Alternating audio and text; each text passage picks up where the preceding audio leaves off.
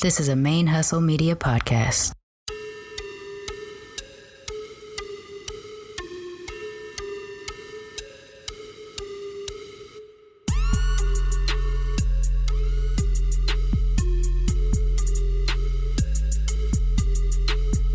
When people ask me, what is Black Radical Queer Podcast? I tell them that BRQ is a show for Black queer folks to tell our own stories on our own terms. So it's a show where we're not objects or sidekicks or props or any of those things. We are the subjects. And so we're the narrators of our own stories, as we should be. And that's radical in a world that seeks to silence us every chance they get.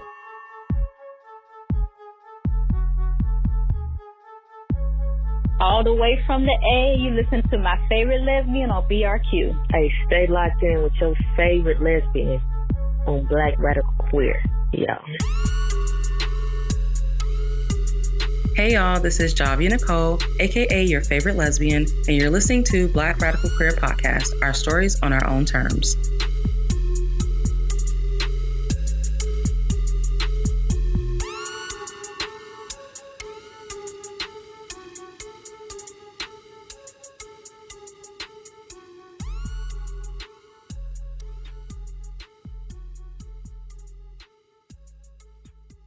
Hey y'all, welcome to another episode of Black Radical Queer Podcast.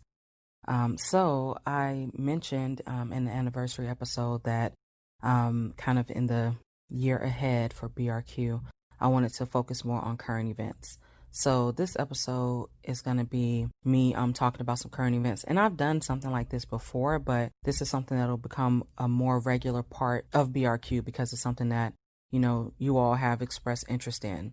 You might hear me rant a little bit. As a matter of fact, let me just go ahead and get that out of the way. Okay, I'm going to go ahead and rant a little bit before I get into these current events. So I, as you all know, I record the podcast. Really, the BRQ is pretty much like a 2-woman operation. It's just me and my producer. And so everything, I do the recording and stuff on my own. I get the episode to her. She does the editing and everything.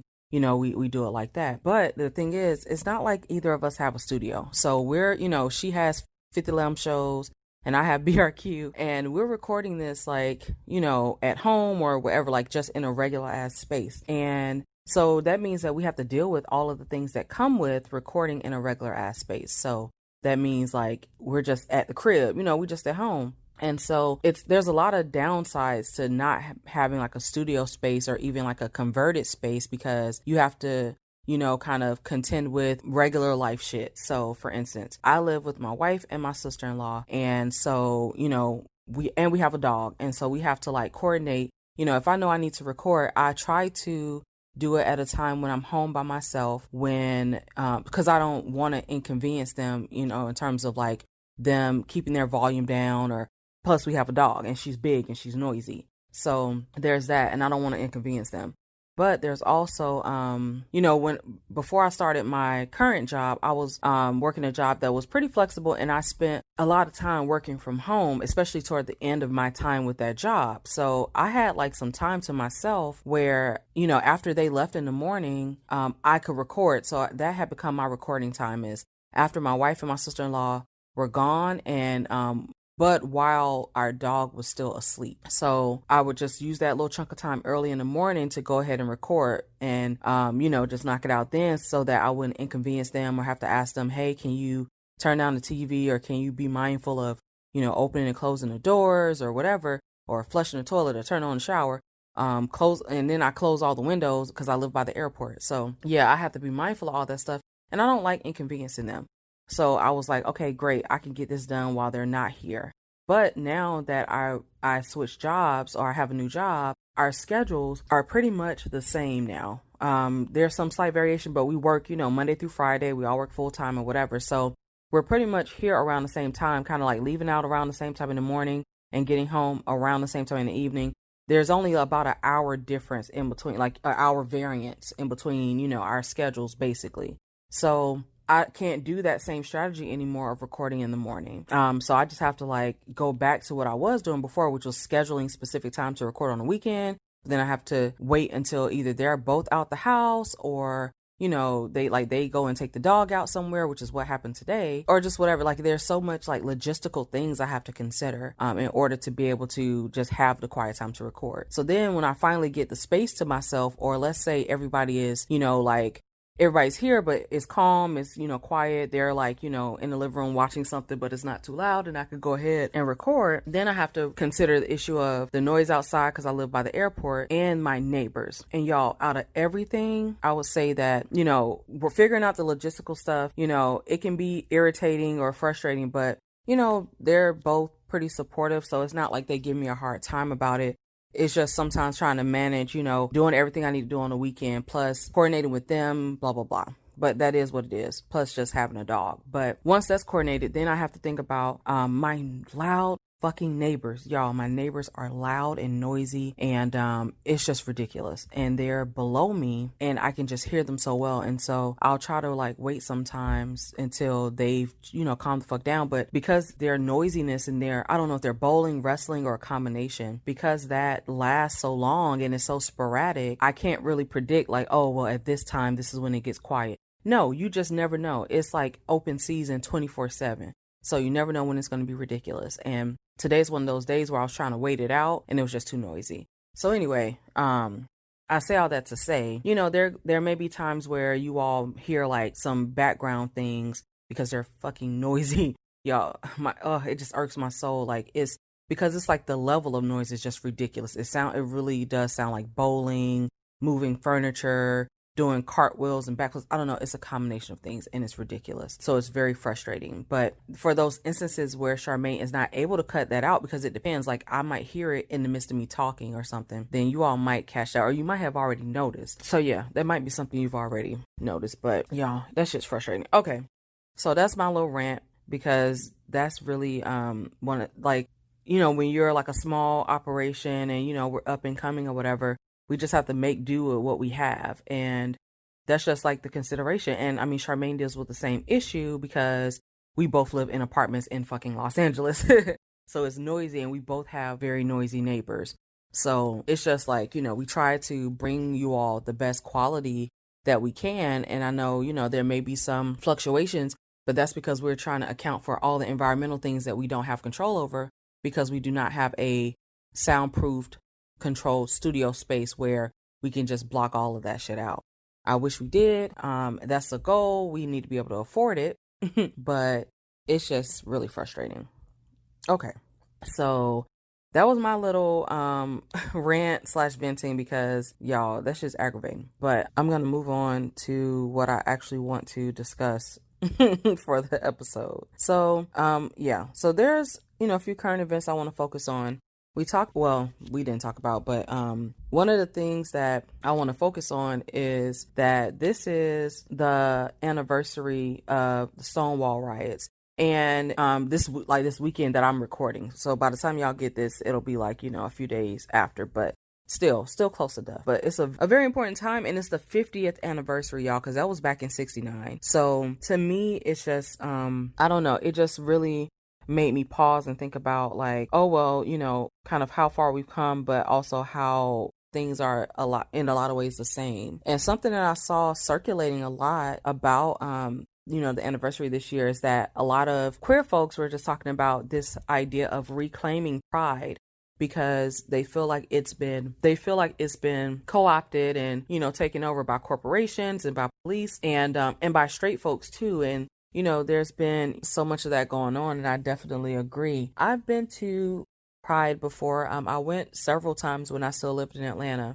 I actually have not been to Pride since I've been here in Los Angeles, but I know for me, police presence at Pride does not make me feel safe. Police presence in general doesn't make me feel safe. So there's that. But so there's been a lot of debate about that. And then, corporations with all of their kind of like marketing and their ad campaigns that are related to Pride, and how it's like, oh, well, you all don't say anything about LGBTQ issues all year. And then when June pops up, then it's like, oh, well, let me go ahead and drop this rainbow, add this little rainbow to our logo, and boom, and get, money from the gay folks. So it's just, it's not surprising to me that people are seeking to reclaim this. But I was reading this article, it was on salon.com, and they were just talking about, the 50th anniversary of Stonewall. And they were talking about a queer liberation march that was going on.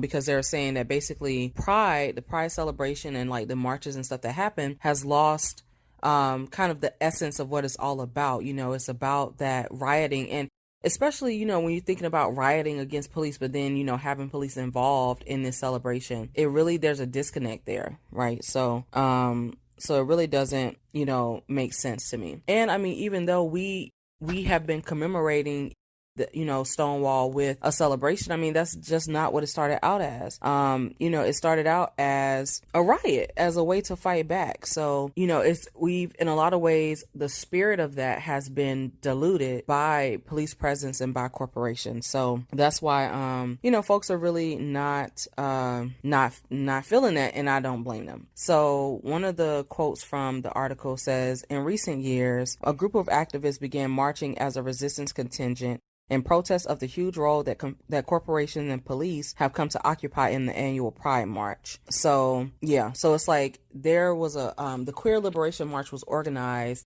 as kind of like a like to counter the Pride March, and just because they're like, we want to get back to the core of what this is supposed to be about. So, and this is at New York Pride specifically. So, the Queer Liberation March was organized by Reclaim Pride Coalition, and they want to commemorate the legacy of the Stonewall uprising by returning to its radical roots. So, y'all know all about the radical, but that's what it started as. So it definitely makes sense to want to keep the spirit of that. And I feel like it's very much in the spirit of that to create a counter march that's like, hey, this is actually what this is supposed to be about. So that makes sense to me. So, but one of the quotes that I like from this article on Salon, it says, "We were part of a group that fought for and actually were able to achieve a separate contingent towards the front that represented the resistance to the current administration in Washington. Last year, that group got moved way to the back because they, are like, okay, we're trying to fight against what this has become. But, they wanted to like have them all the way at the end of the damn Pride March or whatever. But, Reclaim Pride, they had like a set of demands that they gave to the organization that basically coordinates they like put on the New York Pride March every year. And they basically were saying like, hey, we want like more transparency. We do not want corporate floats. We don't want police officers to be there all armed and stuff like that. We don't want them to be there in uniform. Like if they're going to be there, they need to be unarmed and dressed like everybody else. And also not to block off the march, so that people who were kind of like on the sides and stuff, instead of it being blocked off, they would be able to join in if they wanted to. So, cause like when you go, for those who have not been to Pride, it's the way that it's set up is like, they'll have like these little things that kind of like barricade or block off the march. So it's not easy for you to just kind of step in and out or just join in along the way at any point.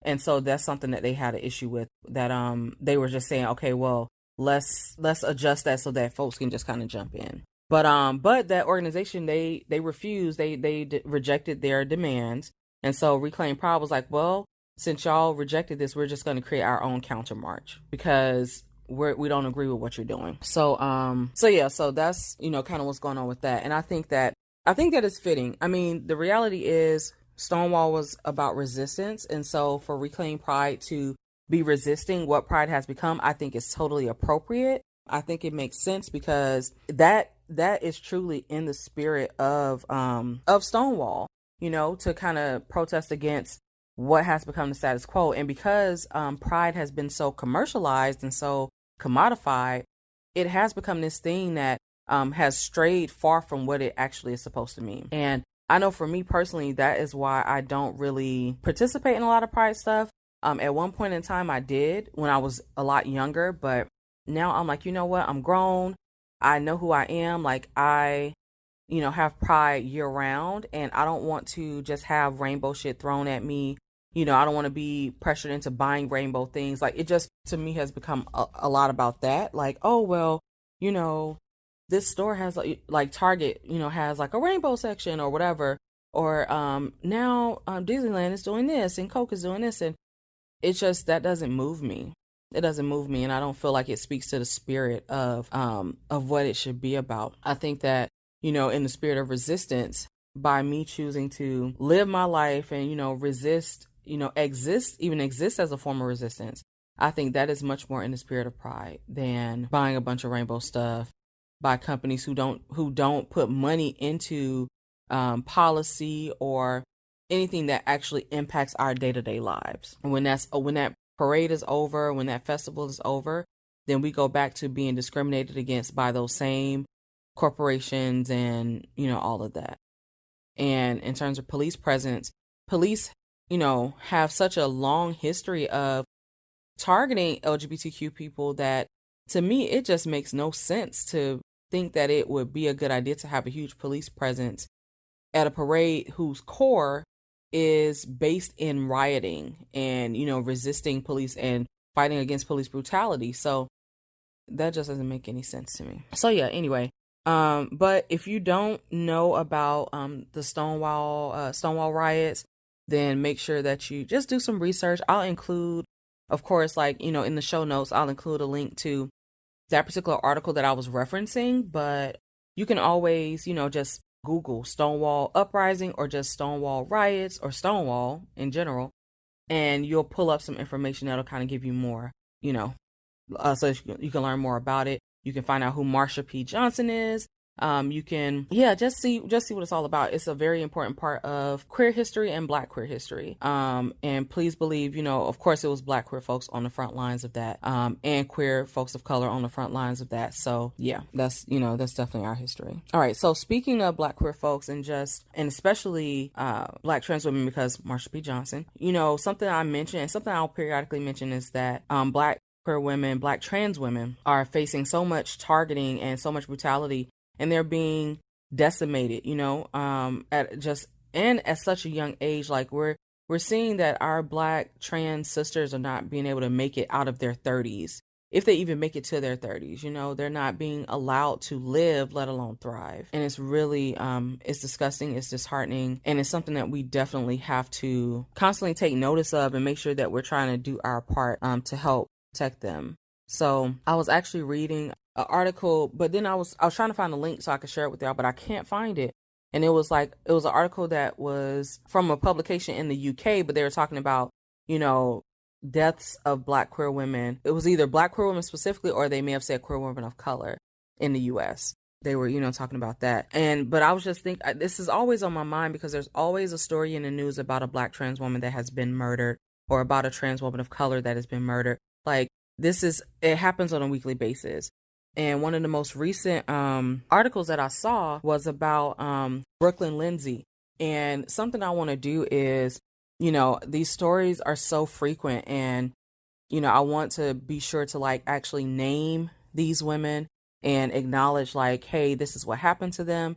And it's something that we can't disregard. I don't want us to become desensitized to it because it's a big fucking issue. I don't want us to become we're so used to this happening that we just kind of start to not pay attention to it as much, or, we see the headline or we hear the story and we're able to just gloss over it without really thinking deeply about it at all because we're so accustomed to it, And, these women deserve better. They don't deserve to be an afterthought or just a quick scroll past a post or anything like that. But Brooklyn Lindsay was the most recent person I've heard of. Now, that doesn't mean that this is the most recent, trans woman who has been killed, but this is just the most recent one I heard of because this story was I'm currently recording on June 30th, and this was on June 28th. So it's very recent. But basically, I'll share a little bit about Brooklyn Lindsay. So on Tuesday, so that would have been, today is the 30th. So probably the 25th or so is when Brooklyn was killed. So she was 32 years old, and she was found in Kansas City, Missouri. And they found her actually on the porch of a an abandoned home or whatever. So, and she had trauma to her body, trauma to her face. She had gunshot wounds. And of course, they saw her, they ruled it as a homicide. They still have to get more information. They don't have any suspects at this time, but they're still trying to figure out. But apparently she, did a lot in the in her local queer community. And, one of her friends talked about how she was like, she loved to help people. She was like a girly girl. She liked to, kind of have her hair and makeup on point. And she just was like an outgoing person and really like helping the community. So, but she was having issues like finding housing and, employment. And she was kind of engaging in some like sex work to just survive. And so she was killed. But so far this year, now we're only in July, right? So we're only just now in July. So far this year, there have been like 10 other Black trans women who have been killed so far, who have been identified, because there may be other ones, which I'm pretty sure there probably are other ones that we don't know about. But these particular ones, and you can do, I'll include this, a link to a couple articles that talk about, this, so that you can kind of do your own research. You can, of course, look stuff up on your own. But I want to name these women. And it's just like, you may have seen headlines with their names. You may, know a little bit about their stories. But this shit has to stop. Like, it's so ridiculous. Like, it's so pervasive and so frequent. It just blows my mind. It really does. So, but some women who have, some Black trans women who have been murdered this year. So we have Dana Martin, that was in Alabama, Jocelyn Ware in Memphis, Ashanti Carmen in I think Baltimore or Maryland, somewhere in Maryland. Claire Legato was in Cleveland, Malaysia Booker in Texas. I can't remember if Malaysia was in Dallas or Houston. I think Dallas. Michelle Washington in Philly, Paris Cameron in Michigan, Chanel Lindsay was also in Texas, Chanel Skurlock was in North Carolina, and Zoe Spears was in Maryland. And I would have to go back because I took notes from me reading some articles, and I like wrote a list of names down, but I made some stuff I was kind of remembering just from the headlines and stuff. So if I got like the city wrong, then my bad. Yeah. So, cause I didn't write down like the city for everybody. So I was trying to go off my memory. Yeah. But still, and that's just the ones we know about. Those are just Black trans women that we know about. And I've been, I saw something circulating. I have to do a little bit more research on it. That was like this, I don't know if it's like a campaign or an initiative or something like that. That's, or like a movement that's specific to Black trans women. And it's talking about like thrive past 35, or it has something to do with being 35 years old. And the point of it is that Black trans women are not expected to live past the age of 35. And like these women who I named, I mean, the oldest one was in her early 30s. Like the oldest one I'm trying to think, because I know Brooklyn was like 32, and Brooklyn might be the oldest one, or maybe somebody was 33 or 35, but I don't remember seeing any story about any one of them being over 35. So like, we just have to really think about that, like that we have our Black trans sisters who aren't living past their 30s, who aren't even making it fully through their 30s. Like, that's fucking insane. It's really ridiculous. So yeah, anyway, I just wanted to take a moment to name those women. I'll include some links to a couple articles. I read a lot of stuff, and y'all, honestly, I will admit, like, sometimes stuff kind of starts to blur together for me, just because I kind of get in research mode and I just like pour over things, and I'm just reading, and I jot down my notes. But sometimes I don't do the most detailed notes. I just do like notes where I know what I'm talking about. So I always encourage you to, of course, like, you can always use like the episodes as a starting point. And just do your own exploration and see what you find, and let me know what you find. If you find anything that you feel like is interesting that you want me to mention or you want me to look into, I'm definitely down for that. But yeah, so we got to be more mindful about what's happening to Black trans women, and support them, because y'all, it's really ridiculous. Like, it really does break my heart, because I'm just like, they're being targeted. Like, it's like its own form of genocide, like that's an entire population of people. That's a very specific population of people that are being targeted.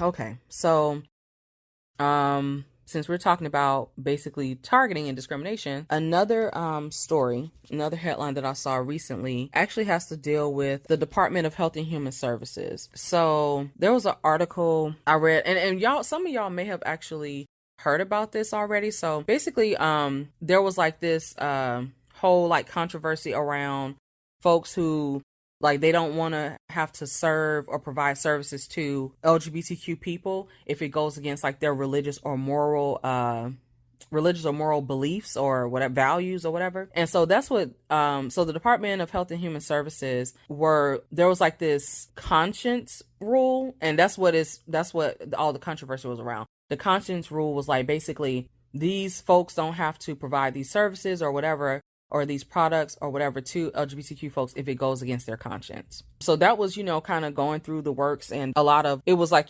basically on its way to being put into law, but there's been some delays with that. Like there's been a lot of lawsuits, because it is very much a hate, like a hate policy, a hate law. So folks have been protesting against it, and there's been a lot of backlash, and so there's been a delay. So originally, the bill was supposed to be implemented on July 22nd. So that was like the original game plan. But now it's being delayed until November 22nd because they've been hit with so many damn lawsuits that they're like, okay, we got to chill. Basically, we got to take a step back. But yeah, it's called the Conscience Rule, Conscience, CONSCIENCE. I think, y'all, if I'm spelling wrong, don't judge my life. But like conscience, not conscious. Like, if somebody's like unconscious. Yeah. Anyway, I know I'm from the South, so it might sound the same when I say it, but I'm saying conscience like science, like if you spell it out like that. All right. So just deal. All right. But if you look it up, you'll see the information about it. But it's been protested a lot, like Lambda Legal has said a lot of stuff against it and all that type of stuff. But they said that it's detrimental to the health of LGBTQ people. But yeah. And it doesn't just impact LGBTQ people. It's also about, it can be relevant to women too, or to just, it has a lot of implications because it's all kind of stuff that somebody can say goes against their religious or moral beliefs, So now me personally, I don't want someone to provide anything to me if they feel like I'm an abomination or I go against their religious or personal beliefs. I don't want you making a cake for me, if y'all remember that story. I don't want you providing any kind of service to me. Like, because my thing is, I don't want your hate to be infused in whatever I got going on. I don't want you baking me no hate cake. I don't want you like providing me with hateful ass service, whatever. So I'm good on that. But at the same time, I'm also mindful of like, sometimes these types of stories come from rural areas where they don't have a lot of options for service providers, and where it's like, okay, well, the only service provider available to you may be someone who, may try to utilize this conscience law. And it just sucks. It's like, okay, well, you don't want to have to use them, but what if you don't have access to anybody else? So it's like, but this person can refuse to provide this service for you or whatever. So it just really sucks. So yeah, that's a hot mess, but we'll see what happens since they've delayed it. We'll see if it, passes in November. If it's going to be implemented in November and all of that, or if they're going to have to delay it again because they've been hit with so many damn lawsuits. But yeah, as they should be. It's like, I get it. Like, I don't want anybody to, do shit for me if they got a problem with me. But yeah, I understand that I understand my privilege in terms of accessibility to certain things. I'm not obligated to like, get services or get products from a person or an entity that feels that way toward me. Like, it's like I can just look for an alternative. But if you don't have alternatives, then that sucks. It just puts you in a really fucked up position, honestly. So yeah, that's that on that. All right. So the next current event. Now, this particular thing I thought was so the timing of it was so crazy to me because I was just talking to y'all about traveling as like a queer person. And I kid you not, right after I dropped that episode, then I saw an article that had to do with that very topic or whatever. It was basically talking about tips for queer travelers, basically to like be safe during their travels and stuff like that. Know your rights, blah blah blah. So I'll make sure that I include a link to that. But some of the tips that they provided were, I'll just like share a few. So one was, support LGBTQ owned travel companies.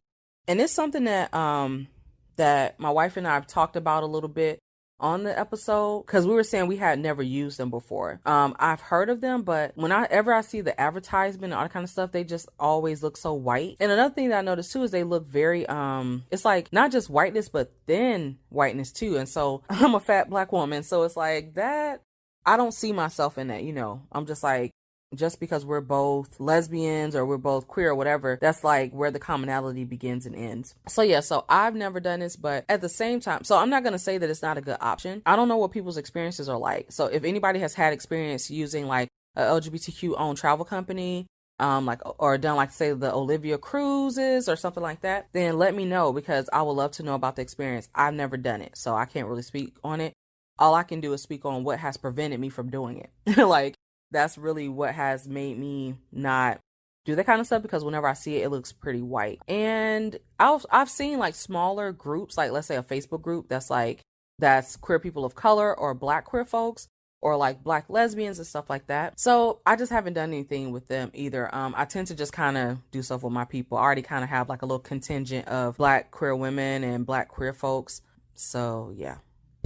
So I just kind of stick with that. But I would love to know what your experience has been if you have tried a LGBTQ owned travel company, and if you have some recommendations for one. So yeah, but they mentioned in the section where they're talking about supporting LGBTQ travel companies, they mentioned the International LGBTQ Travel Association, and they said that that particular entity has like a list of gay-friendly tour operators, and it includes Olivia, like I mentioned, the cruise folks, Our Family Vacations, Oscar Wilde Tours, and Out Adventures. And then lodging companies include Mr. B&B and Purple Roots. So yeah, so that's something that can be looked into. Another tip they gave was know local laws and customs when you plan your trip. We talked about that a little bit too, just like knowing kind of what the political landscape is in the area you're going to. They also gave a tip to connect with locals. And yeah, I mean, that makes sense.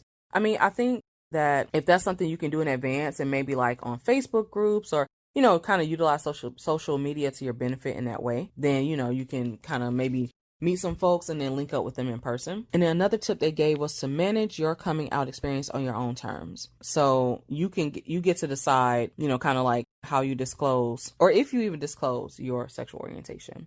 One of the quotes that stood, I was like, yeah, this is true. It says, every time when you go on a sailing trip or a guided walking tour or a pub crawl, anywhere you meet people, there's always a question about a significant other, and at some point you have to come out. Now, I definitely agree that like that definitely is an issue, but I still feel like you can come out on your own terms. You don't have to come out.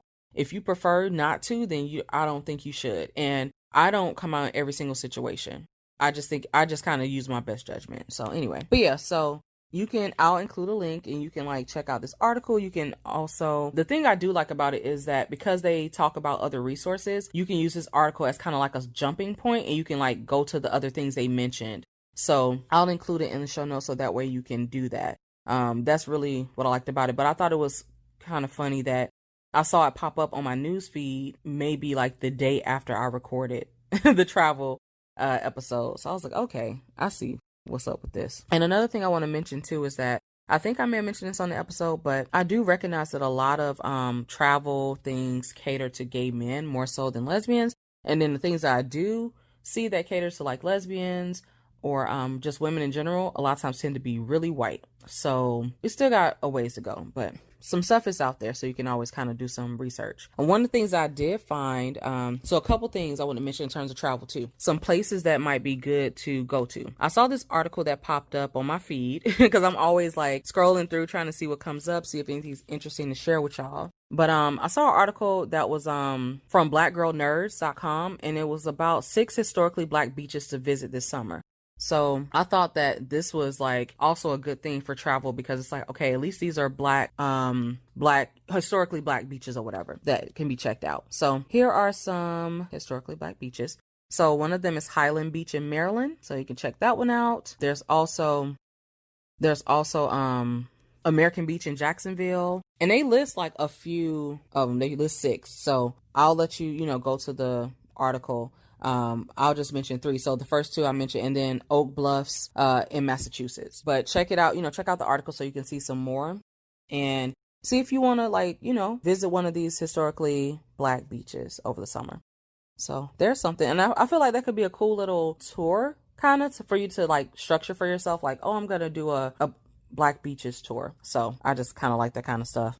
I want to go on a food tour, so of like black owned food spots. But anyway, so yeah, I thought that could be cool. And then something else I thought, I saw an article about Hawaii and a couple days ago, and I was like, okay, well, maybe you'll want to check out Hawaii. Now, Hawaii is kind of pricey, but it could be a cool place to take a trip. And Hawaii's governor signed 3 like pro LGBTQ bills during Pride Month. So I'm like, okay, so I see him, kind of doing his thing during Pride Month.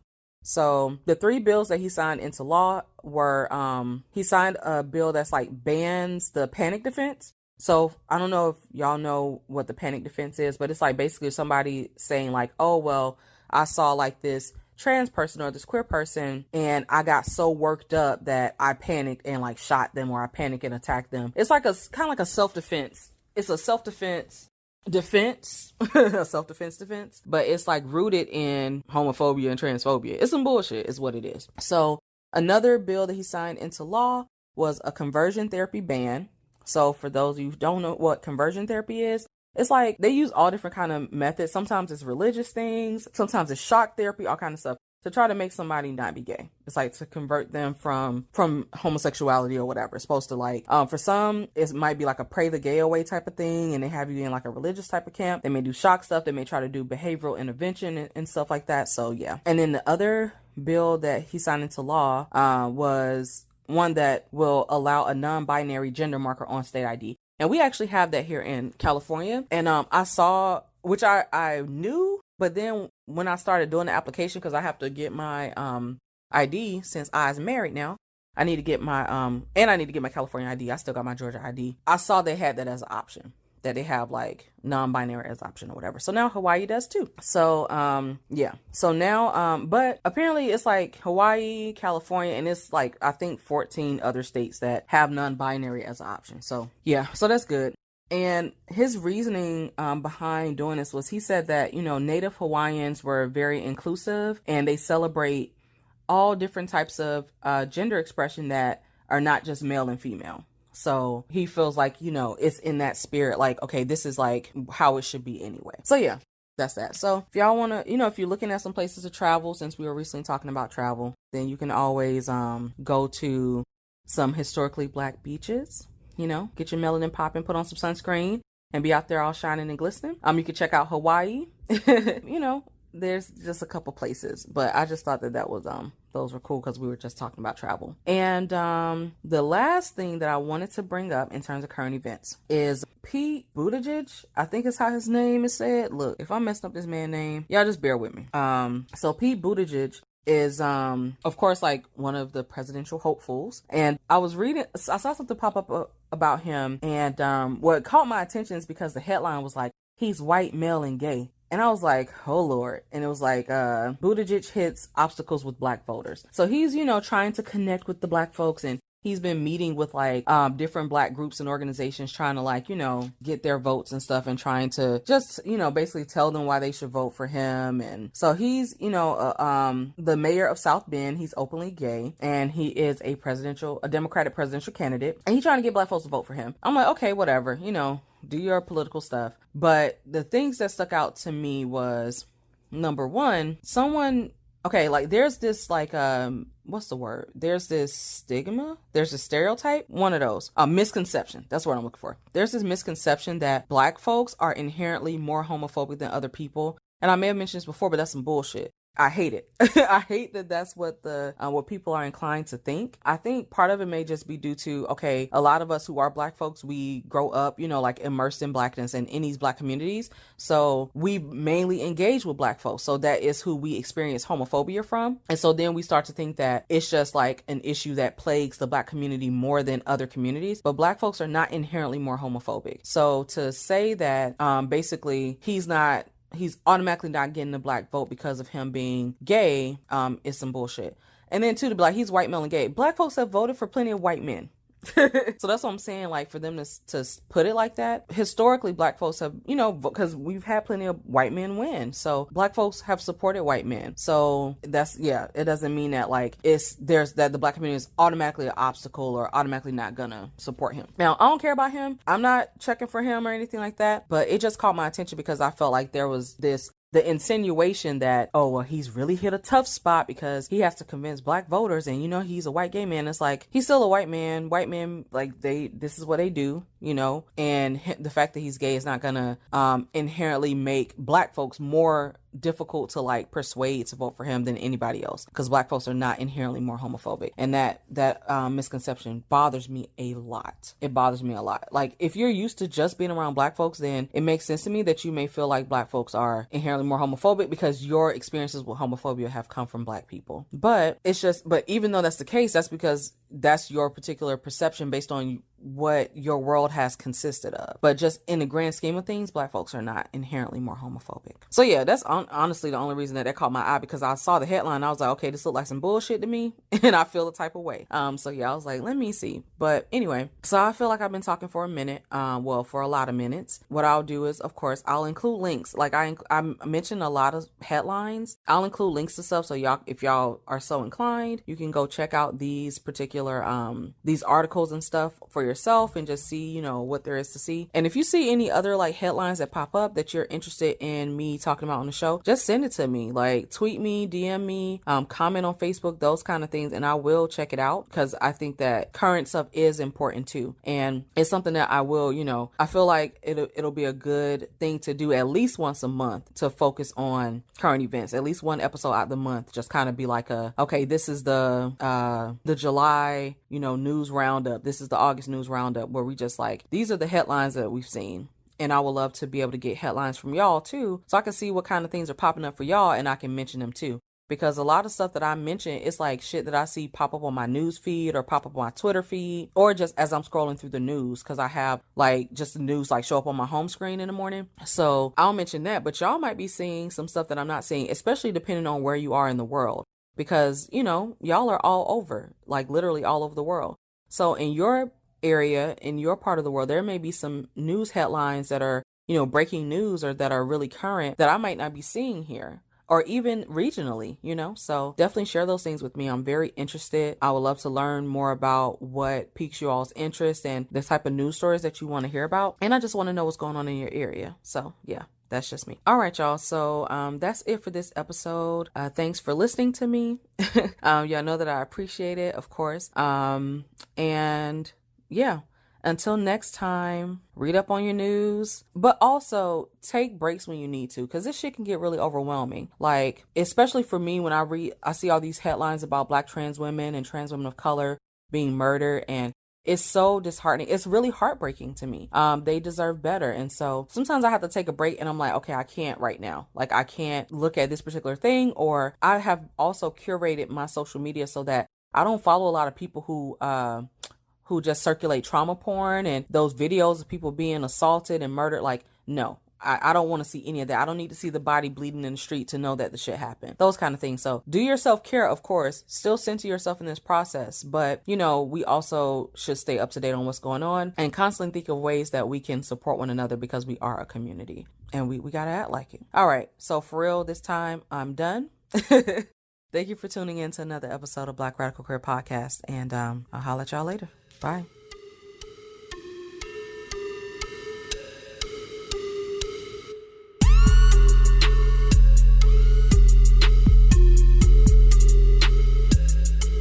Black Radical Queer is a ManeHustle Media podcast hosted by Javia Nicole. BRQ is produced and edited by Charmaine Fury, and the show's theme music was created by The Brothers Records. You can connect with us on Twitter or Instagram at Black Rad Queer. That's BLK RAD QWR. You can also connect with us on Facebook through the Black Radical Queer Podcast Facebook fan page or the BRQ discussion group. You can get Black Rad Queer merch on teespring.com/Black Rad Queer, BLK RAD QWR. And you can leave a voicemail, call in, ask a question, those types of things on the BRQ Google Voice line. And that number is 937-601-8647.